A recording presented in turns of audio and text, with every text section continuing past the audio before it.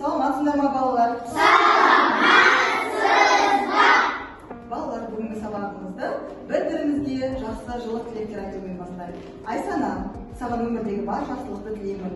Ұстазыңның, ата-анаңның үмітін ақтар, үлкен азаматша бол.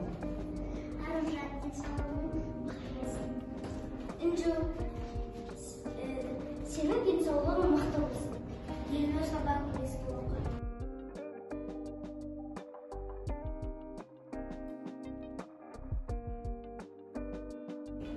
Ақтай, еңбегіңіз көп болсын. Рахмет балалар. Ал енді нашарда жазылған ертегі түрлеріне қарай топқа бөлеміз. Сендердің білімдеріңді бүгін нақты алдындар арқылы бағалайтын боламыз. Ал балалар, үйге қандай тапсырма берілді? Ал ойда ғой? Үй жұмысына қазына ескі ғажайып ертегісін оқуға берілді. Тамаша, жарайды. Үй тапсырмасына балдар дайынбыз ба? Жақсы. Олай болса, бірінші топ ғажайып ертегісін әңгімелесіңдер. Екінші топ болжас, алдыңға байланысты дау қалай шешілетінін болжайсыңдар. Ал үшінші топ ертегі мазмұны бойынша жазылған әңгімені оқып бересіңдер. Тапсырма түсінікті ме балдар? Біз дайынбыз. Жақсы, бірінші топ дайын екен, ә? Кім ертегі мазмұнын әңгіме оқып береді? Фариза, келе ғой. Баяғы бір заманда Асан мен Қасен деген екі дос болды. Екеуі көрші болған.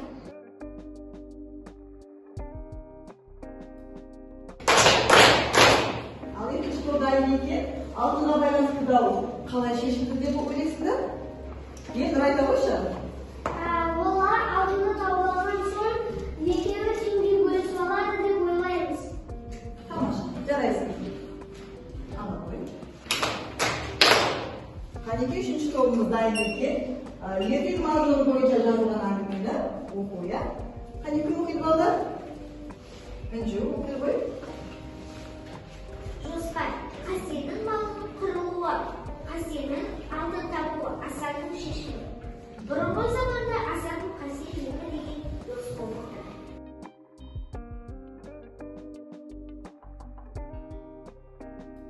Жарайсыңдар балалар. Үш топта үй тапсырмасына жақсылап дайындалып келген екен. Ал енді сергіту жаттығуын жасап алайық. Балдар, қазір қай мезгіл? Күз.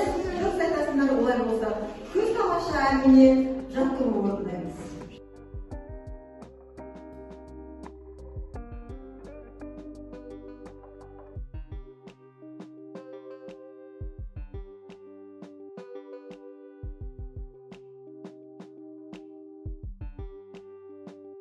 Ал енді балалар, синхронды қорап бойынша ойнаймыз ба? Иә. Жақсы. Ол үшін мына қорыптағы сұрақтарға жауап берулерің керек. Қораптың ішінде не бар екен сендерге қызық па балалар? Иә. Дайынсыз ба? Иә.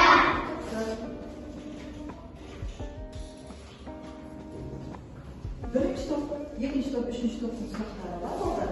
Бірінші топқа Асан мен Қасеннің қандай қасиеттері ұнады сендерге? Жауап береді. Асан мен Қасеннің мінездері ұнады. Өйткені олар айырмас жан дос. Жарайсың, Асылжан. Тағы алып қосарларың бар ма балдар? Тағы айтарларың бар ма? Фариза? Олардың Асан мен Қасеннің маған мейірімділіктері, шын достықтары ұнады. Тамаша. Маған Асан мен Қасеннің өзген алдындарын бір-біріне өзгені ұнады. Тамаша, жарайсың, мақсат. Ал екінші топ дайынбыз ба? Қасеннің орнында болсаң, сен не істер едің? Кім жауап береді? Әлихан айта қойшы. Қасеннің орнында болсам, алтынды тауып, досына бөліп береді. Тамаша, қырқысың. Сезім. Қасеннің орнында болса, мен ол алтынның барлығын досына беріп салар едім. Жарайсың. Сана. Мен Қасеннің орнында болсам, досым тез алтынды беріп салар едім.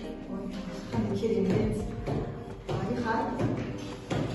Мен Қасеннің орнында болғанда алтынды досыма беріп,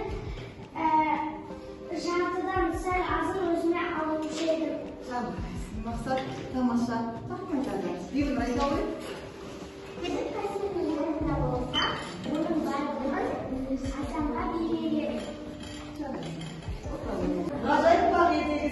ертегінің қай түріне жатады? Аружан айтамын. Американ ертегісі тұрмыстал ертегісіне жатады. Дұрыс па балалар? Иә. Қораптағы сұрақтарға жауап беру арқылы сиқырлы қораптағы сөзді таптық балалар. Жарайсыңдар. Қане барлығымыз назар аударамыз. Бүгінгі сабағымызды тақырып жасырмаған екен балалар.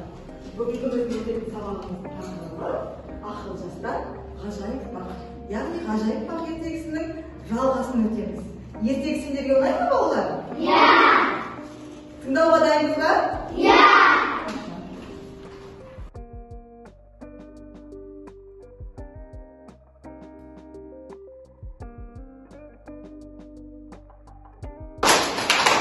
Бірінші топ дайын екен. Микрофон әдісі арқылы бір-біріне сұрақ қойып жауап береміз. Алғашқы екі шәкірттің сөзін оқып бағады.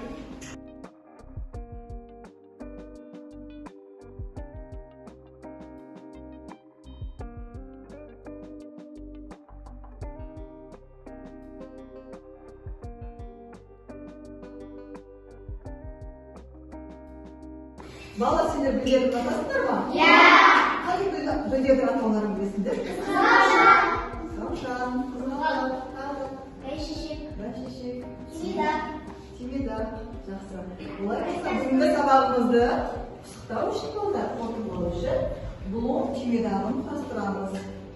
Ол үшін мына тимидардың көшелеріндегі сұрақтарға жауап берулері қажет. Әр топқа екі көшеден үлестіріп.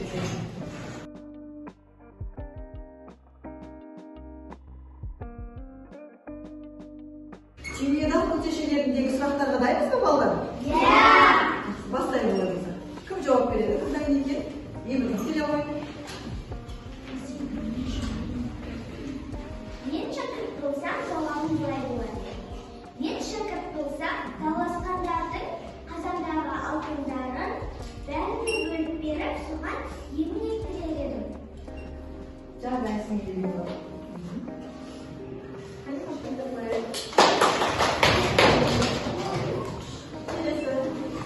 Аружан келе ғой.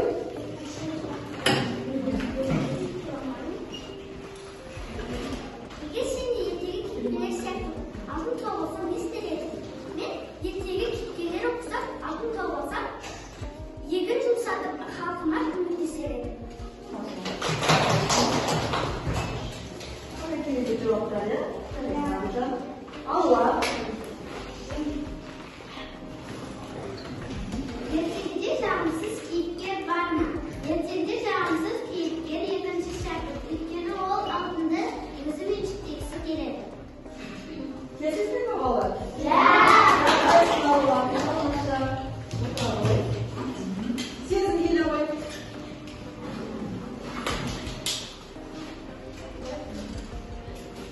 Неліктен төртінші шәкірт жауабы барлығына ұнады.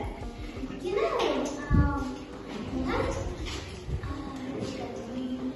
ол жауабы әділ жауап. Сондықтан барлығына ұнады. Тамаша.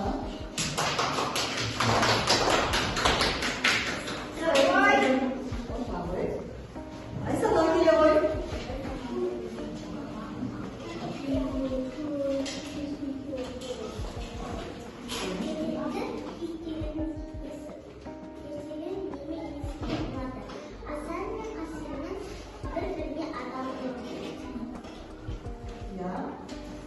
Асан мен Хасеннің бір-біріне адал болғандықтары салмақта.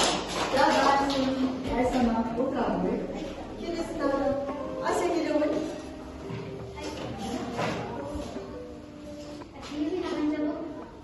Ертегіге басқа қандай тақырып қоюға болады? Қандай тақырып қояды? Асан мен Хасеннің адалы. Тамаша. Келесің бе балалар?